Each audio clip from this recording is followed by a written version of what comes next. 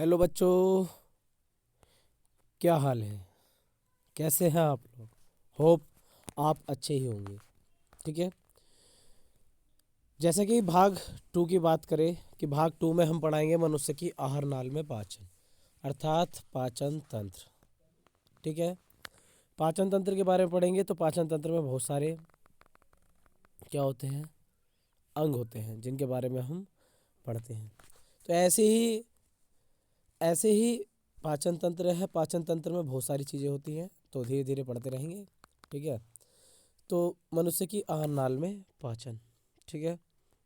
तो बात करें अगर हम मनुष्य की आहार नाल में पाचन, तो अब हम पढ़ेंगे इसे। सही है। मुख गुहा में पाचन। मुख गुहा में भोजन को दांतों द्वारा चबाकर लार मिलाई जाती है। लार मिलाई जाती है। लार में टोलिन, सलाइवरी एमाइलेज एंजाइम होता है जो मंड पर क्रिया करके उसे शर्करा में बदल देता है। भोजन लेईसा होकर ग्रसनी के निकल द्वार तथा ग्रास नली में से होकर अंत में अमाशय में पहुंचता है। ठीक है। मनुष्य के दोनों जबड़ों में 32 दांत पाए जाते हैं जिनके प्रकार एवं कार्य निम्न होते हैं। ठीक है। सबसे पहले पढ़ेंगे कृंतक। भोजन को कुतरना तथा काटना। रदनक भोजन को चीरना और फाड़ना। प्रचवर्णक भोजन को चबाना। चवर्णक भोजन को पीसना। ठीक है। वैसे एक मनुष्य का दंत्र सूत्र। दंत सूत्र की बात करें अगर हम, ठीक है, किसकी? दंत सूत्र की बात करें तो दंत सूत्र में आई बराबर होता है 2/2। ठीक है। सी बराबर होता है 1/1। पी एम बराबर होता है 2/2। एम बराबर होता है 3/3। ऐसे क्यों कहा? क्योंकि कृंतक 2 होते हैं, रदनक 1 होता है, प्रचवर्णक 2 होते हैं और चवर्णक 3 होता है। ठीक है। अगर इनका योग करें तो आता है 8। ठीक है। नीचे का योग करेंगे तो आएगा 8। ठीक है। 8 और 8 होते हैं 16। ठीक है। 16 होगा तो जाहिर सी बात है हमारे ऊपर का जबड़ा होता है और नीचे का पूरा जबड़ा होता है। ठीक है। ऊपर 16 दांत, नीचे 16 दांत, तो क्या करेंगे इनमें हम 2 से गुणा कर देंगे तो आ जाएगा 32। ठीक है। इसी प्रकार इन सब का योग 32 होता है। ग्रसनी तथा ग्रासनली। मुख गुहा का पिछला भाग। मुख गुहा का पिछला भाग, बात करें किसकी? मुख गुहा की। यहाँ इसकी बात कर रहे हैं। ठीक है। मुख गुहा का पिछला भाग। ठीक है। मुख गुहा का पिछला भाग ग्रसनी कहलाता है जो श्वास नली तथा ग्रास नली में खुलती है। ठीक है। श्वास नली पर उपस्थि का बना एपिग्लाइटिस होता है। उपस्थि का बना माने हड्डी का बना एपिग्लाइटिस होता है जो क्या करता है? सुरक्षा प्रदान करता है, जिसे टैटवा वगैरह भी बोल देते हैं, जो भोजन को निकलते समय ग्लाइटिस को ढक देता है जिससे भोजन श्वास नली में नहीं जाता। ग्रसनी 25 सेंटीमीटर लंबी एवं सरकरी नलिका में खुलती है जो भोजन को अमाशय में पहुंचाता है। ठीक है। अब पढ़ेंगे हम अमाशय में पाचन। किसके बारे में? अमाशय में पाचन। ठीक है। टॉपिक चल रहा हमारा अमाशय में पाचन। तो जाहिर सी बात है बच्चों, अमाशय में पाचन पढ़ा रहा हूँ मैं, तो मैं कभी कभी अंडरलाइन नहीं करता, तो आप समझ जाना कहाँ पढ़ा रहा हूँ मैं। ठीक है ना। अमाशय पाचन चल रहा तो जाहिर सी बात है अमाशय में पाचन ही होगा। ठीक है। तो अमाशय में भोजन क्रमाकुंचन गति द्वारा पीसा जाता है। क्रमाकुंचन मतलब समझते हो? ठीक है। क्रमाकुंचन मतलब लुगदी द्वारा। लुगदी द्वारा आपने कभी देखा होगा, अ, जब लेंटर डलता है, लेंटर में लेंटर डालने की मशीन आती है, तो उसमें जब हम मसाला वगैरह डालता है तो वो गोल गोल गोल गोल घूमता जाता है, जिससे क्या होता है? वो मसाला मिल जाता है। तो इसी तरह जो भोजन होता है वो धीरे धीरे धीरे धीरे छोटी आंच से बड़ी आंच में इस तरह से लुढ़कता लुढ़कता चला जाता है और, ठीक है, और वो पिसता चला जाता है। तो क्या पढ़ रहे हैं हम? अमाशय में भोजन क्रमाकुंचन गति द्वारा पिसा जाता है, साथ ही जठर ग्रंथियों द्वारा से निकला जठर रस उसमें मिलता है। जठर रस एचसीएल के अतिरिक्त प्रोप्रीपिन तथा प्रोरेरिन नामक प्रो एंजाइम होते हैं। ये भोजन को सड़ने से बचाता है।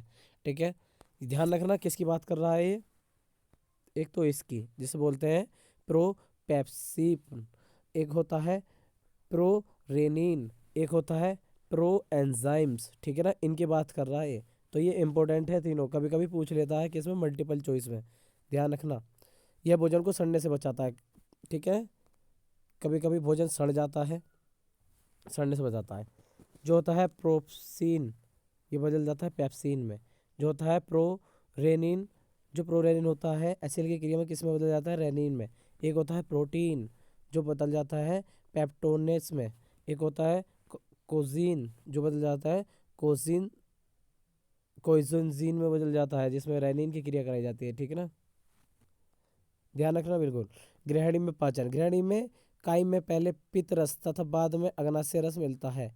पित्त रस क्षार्य होता है, इसमें 3 प्रमुख एंजाइम होते हैं, ठीक है। तो ये पित्त रस होता है जो पित्ताशय में बनता है, ठीक है, बात समझ रहे हो ना। उस पित्ताशय में जो पित्त रस बनता है उसमें भी कितने प्रकार के एंजाइम होते हैं, 3 प्रकार के एंजाइम होते हैं। सबसे पहला होता है ट्रिप्सिन। बात करें किसकी, ट्रिप्सिन की, तो पढ़ते हैं। शेष अधपचे प्रोटीन और पेप्टोनस प्रक्रिया करके उनको एमिनो अम्ल में बदलता है। बेटा जो अमीनो अम्ल है ये हमारे शरीर के लिए लाभदायक होते हैं। अमीनो अम्ल हमारे बालों के लिए, हमारे शरीर की वृद्धि के लिए, ठीक है, इन चीज़ों के लिए भी बहुत बहुत बहुत अधिक आवश्यक है, ठीक है। प्रोप्टोन्स बदलेगा, ठीक है, पेप्टोनस बदलेगा ट्रिप्सिन की उपस्थिति में अमीनो एसिड में, ठीक है। एमाइलो एमाइलोप्सिन विभिन्न प्रकार की शर्कराओं और मंड को ग्लूकोज में बदलता है, ठीक है। कार्बोहाइड्रेट को किस में बदलेगा, ग्लूकोज में बदलेगा, ठीक है। ऐसी ही इसी क्रम में आगे चलकर हम देखेंगे तो ये होता है एक, जिसे बोलते हैं स्टेप्सिन, ठीक है। वसाव पर क्रिया करके, किस पर, वसाव पर क्रिया करके वसीय अम्ल तथा ग्लिसरॉल में बदलता है, ठीक है। किस में बदलता है, ग्लिसरॉल, किस में बदलता है, ग्लिसरॉल, किस में, ग्लिसरॉल किस में, ग्लिसरॉल, ओके, ठीक है। शेष पाचक की क्रिया क्षुद्रांत में पूरी किया जाता है, क्षुद्रांत में पाचन। इसमें आंत्र ग्रंथियों से आंतरस स्रावित होता है, इसमें कई एंजाइम होते हैं, जिसे बोलते हैं सबसे पहले इरिप्सिन, किसे, इरिप्सिन। ये शेष प्रोटीन तथा उसके अवयवों को अमीनो अम्ल में बदलता है, अमीनो अम्ल में बदलता है, ठीक है। माल्टेज तथा लैक्टेज ये विभिन्न शर्कराओं को ग्लूकोज में बदलता है। अभी पीछे पड़ा था कार्बोहाइड्रेट की से क्या बदला, ग्लूकोज, ठीक है। ऐसे ही लाइपेज शेष वस्तुओं को वसीय अम्ल तथा ग्लिसरॉल से बदलता है, ठीक है। छोटी आंत में पाचन, किसमें, छोटी आंत में पाचन, छोटी, ये 3 भागों में बटा हुआ है, ठीक है। पहला भाग अमाशय के साथ यू बनाता है, यू आकार बनाता है, उसे घृणी कहते हैं। मध्य भाग मध्यांत्र कहलाता है, अंत्य भाग शेषांत्र। हाँ, जो बच्चा शेषांत्री होगा, क्या, शेषांत्र, ओके। छोटी आंत में भोजन का पूरा पाचन होने पर पचा हुआ भोजन छोटी आंत के पश्च भाग, किससे, पश्च भाग में अवशोषित हो जाता है। अवशोषित पोषक पदार्थ रुधिर के माध्यम से शरीर के विभिन्न ऊतकों तथा कोशिकाओं में पहुंचता है, ठीक है। बड़ी आंत में, जिसे वृद्धांत्र बोलते हैं, क्या, बड़ी आंत में, किसकी बात कर रहा है, बड़ी आंत में, बड़ी आंत में। वृद्धांत्र की लंबाई 1.5 मीटर होती है।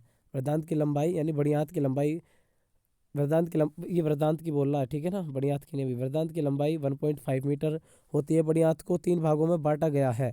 पहला भाग होता है सिक्कम, कौन सा, सिक्कम, जिसे 9 सेंटीमीटर लंबी सरकरी बंद नलिका जुड़ी होती है, जिसे वर्मीफॉर्म अपेंडिक्स कहते हैं। क्या कहते हैं, वर्मीफॉर्म अपेंडिक्स कहते हैं ना। कभी कभी अपेंडिक्स का दर्द हो रहा है, किसका, अपेंडिक्स का दर्द हो रहा है, तो वो यही होता है, ठीक है, याद रखना, यही होता है, बिल्कुल। दूसरा भाग 3 इंच चौड़ी नलिका के आकार का होता है, जो कोलन कहलाता है। क्या कहलाता है, कोलन कहलाता है। बड़ी आंत का अंतिम भाग रेक्टम कहलाता है। क्या कहलाता है बच्चों, रेक्टम।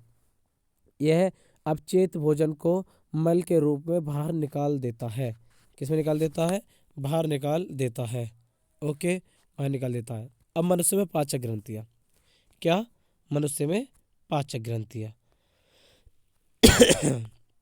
मनुष्य के शरीर में कई पाचक ग्रंथियाँ पाई जाती है, मनुष्य के शरीर में कई पाचक ग्रंथियाँ पाई जाती है, ठीक है। जैसे जैसे मैं बताता जाऊंगा वैसे वैसे सुनते रहना।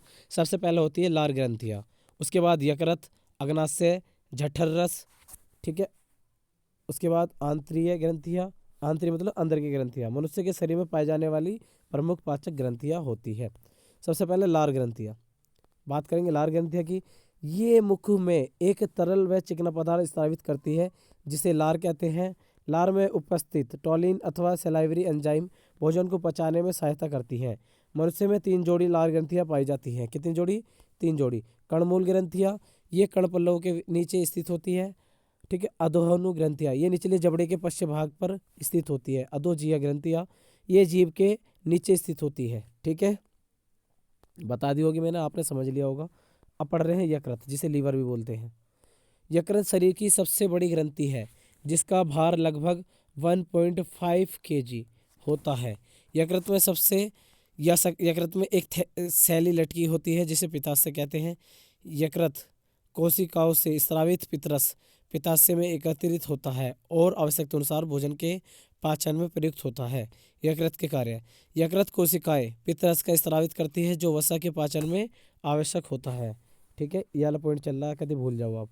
रुधिर में उपस्थित आवश्यकता से अधिक ग्लूकोज को यकृत ग्लाइकोजन में बदलकर संचित करता है। ठीक है, शरीर की आवश्यकता के अनुसार यकृत प्रोटीन वसा से ग्लूकोज का निर्माण करता है। ठीक है, बिल्कुल।